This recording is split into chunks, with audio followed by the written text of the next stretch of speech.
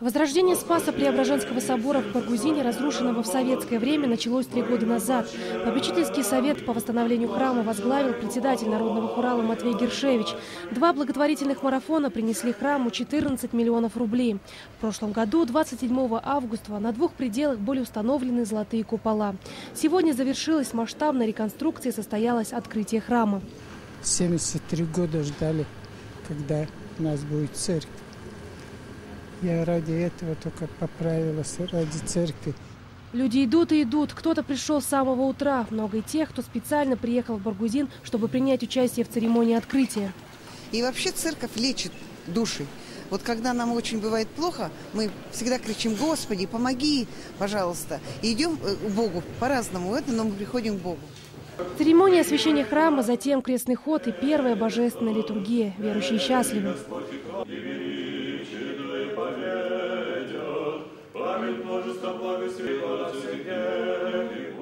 Люди стают добрее, и радостнее на душе.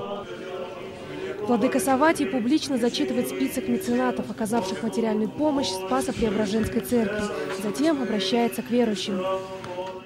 Жизнь человека конечна. Надеемся, что и последний путь наш пройдет через этот храм. И рождение наших детей, и внуков, и свадьбы, и крещение внуков, правнуков.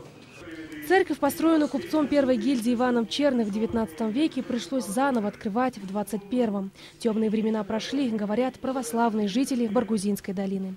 Александра Захарова, Баир Жигмитов, Дугар Ишеев, Вести, Бурятия.